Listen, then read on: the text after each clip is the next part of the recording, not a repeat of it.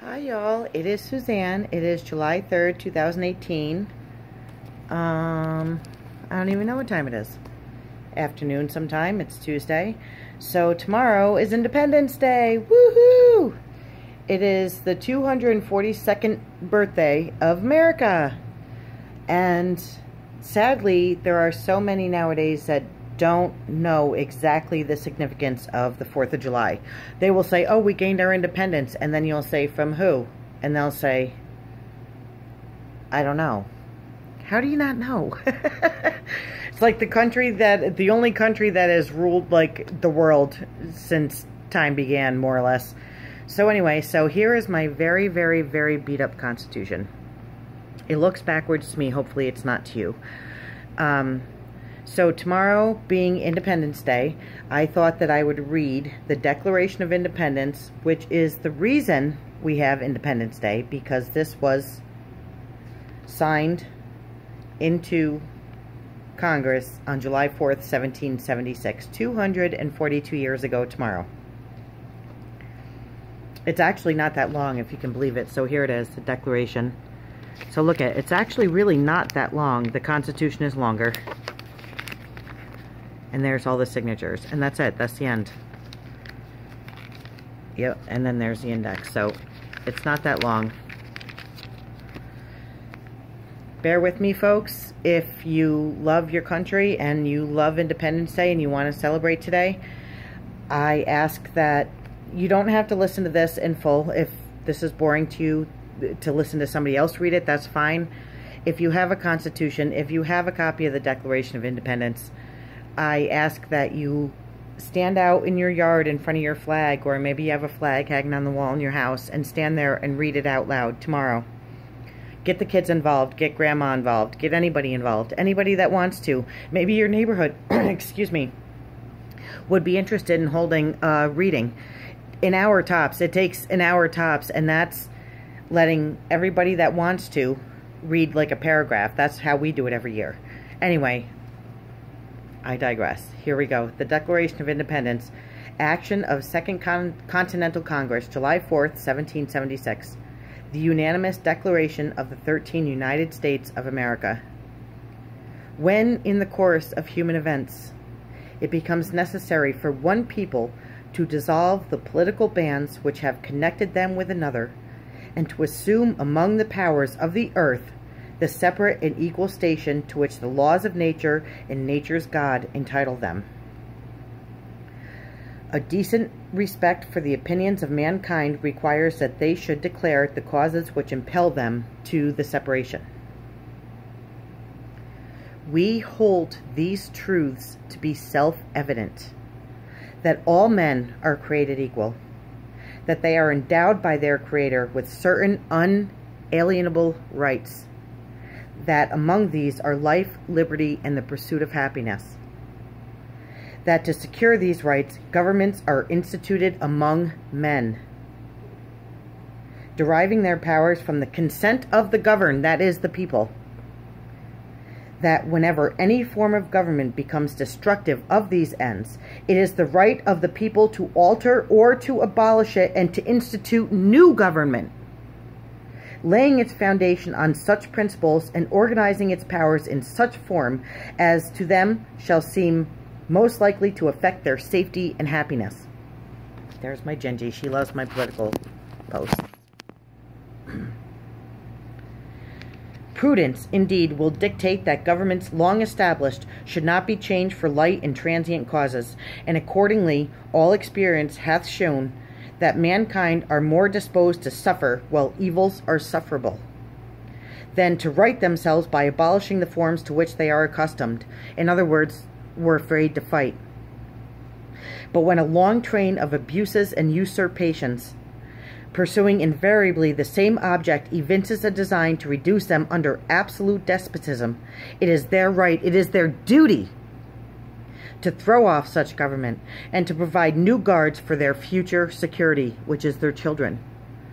Such has been the patient sufferance of those colonies, and such is now the necessity which constrains them to alter their former systems of government. The history of the present King of Great Britain, hint, that's who we fought against, and that's who we won against, Great Britain, for those that you don't know that, which is sad. The history of the present King of Great Britain is a history of repeated injuries and usurpations, all having in direct object the establishment of an absolute tyranny over these states. To prove this, let facts be submitted to a candid world. So here is what they're saying is their proof that England is no longer caring for them in the way that they feel they should be, and they think they can do it better themselves. So here is their proof that this is why they want to leave England and the Church of England. This is the king. He has refused his assent to laws, the most wholesome and necessary for the public good. He has forbidden his governors to pass laws of immediate and pressing importance, unless suspended in their operation till his assent should be obtained, and when so suspended, he has utterly neglected to attend to them. He has refused to pass other laws for the accommodation of large districts of people, unless those people would relinquish the right to representation in the legislature. In other words, let him just rule, and they're just going to give up their freedom. A right inestimable to them and formidable to tyrants only. He has called together legislative bodies at places unusual, uncomfortable, and distant from the depository of their public records for the sole purpose of fatiguing them into compliance with his measures. He has dissolved representative houses repeatedly for opposing with manly firmness his invasions on the rights of the people. He has refused for a long time, after such dissolutions, to cause others to be elected, whereby the legislative powers, incapable of annihilation, have returned to the people at large for their exercise, the state remaining in the meantime exposed to all the dangers of invasion from without and convulsions within. He has endeavored to prevent the population of these states, for that purpose obstructing the laws for naturalization of foreigners, refusing to pass others to encourage their migrations hither, and raising the conditions of new appropriations of lands. He has obstructed the administration of justice by refusing his assent to laws for establishing judiciary powers. He has made judges dependent on his will alone for the tenure of their offices and the amount and payment of their salaries. In other words, he tells them, do what I do or you will suffer. He has erected a multitude of new offices and sent hither swarms of officers to harass our people and eat out their substance. He has kept among us, in times of peace, standing armies without the consent of our legislatures. He has affected to render the military independent of and superior to the civil power. Nobody is above civil power. We the people. Nobody is above the people.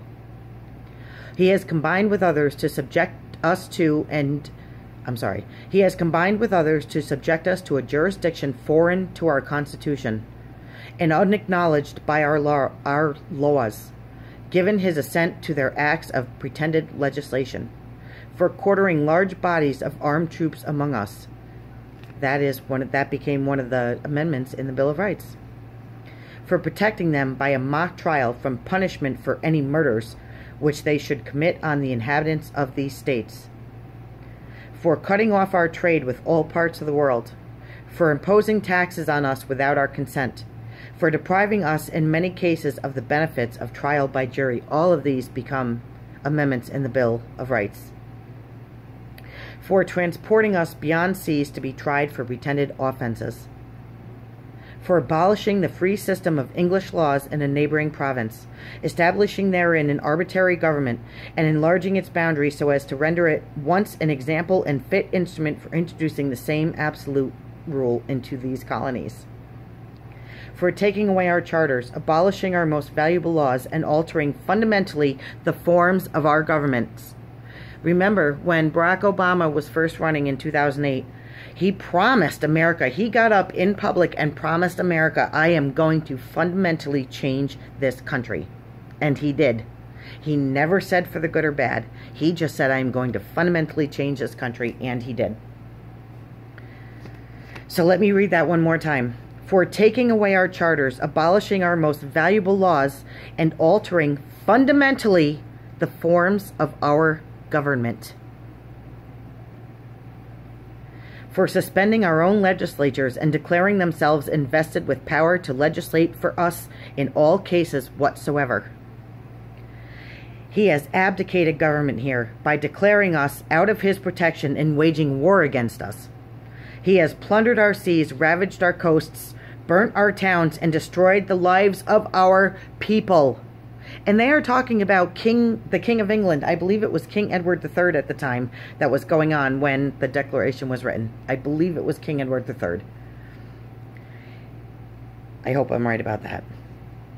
He is at this time transporting large armies of foreign mercenaries to complete the works of death, desolation, and tyranny, already begun with circumstances of cruelty and perfidy scarcely paralleled in the most barbarous ages, and totally unworthy the head of a civilized nation.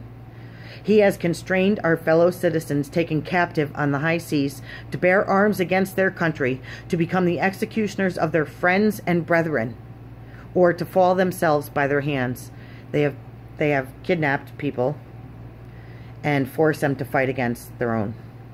He has excited domestic insurrections amongst us, and has endeavored to bring on the inhabitants of our frontiers, the merciless Indian savages, whose known rule of warfare is an undistinguished destruction of all ages, sexes, and conditions. In every stage of these oppressions, we have petitioned for redress in the most humble terms. Our repeated petitions have been answered only by repeated injury. The more you ask, the more we're going to punish you. A prince whose character is thus marked by every act which may define a tyrant is unfit to be the ruler of a free people. Nor have we been wanting in attentions to our British brethren. We have warned them from time to time of attempts by their legislature to extend an unwarrantable jurisdiction over us. We have reminded them of the circumstances of our emigration and settlement here. We have appealed to their native justice and magnanimity, and we have conjured them by the ties of our common kindred to disavow these usurpations, which would inevitably interrupt our connections and correspondence. In other words, we are asking you not to let this tear us apart. We want to keep unity while being separate. They too have been deaf to the voice of justice and of consanguinity. We must therefore acquiesce in the necessity which denounces our separation, and hold them, as we hold the rest of mankind, enemies in war, in peace friends. We therefore, the representatives of the United States of America, in General Congress, assembled, appealing to the Supreme Judge of the world for the rectitude of our intentions, do, in the name and by authority of the good people of the colonies, solemnly publish and declare that these united colonies are, and of right ought to be, free and independent states, that they are absolved from all allegiance to the British Crown, and that all political connection between them and the state of Great Britain is and ought to be totally dissolved, and that as free and independent states that have full power to levy war, conclude peace, contract alliances, establish commerce, and to do all other acts and things which independent states may of right do. And for the support of this declaration, with a firm reliance on the protection of divine providence, that is God, we mutually pledge to each other our lives, our fortunes, and our sacred honor.